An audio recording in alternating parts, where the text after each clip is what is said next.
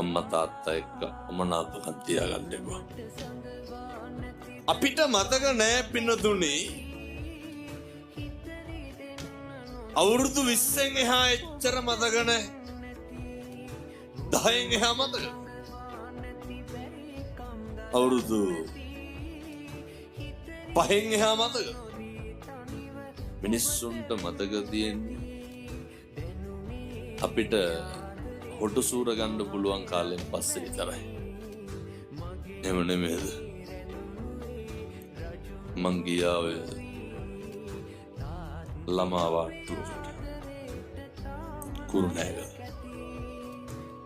අම්මා පොඩි එකා එක්ක ළඟ ඉන්නවර තාත්තාවට පස්සේ අම්මා ගියා රෙදි කෑලි ටික හොදන්න. තාත්තා පොඩි එකා ගාව තියලා. මට එදා තමයි ඇත්තටම තාත්තගේ අගේ තේරුනේ. තාත්තලා කවුද කියලා තේරුනේ.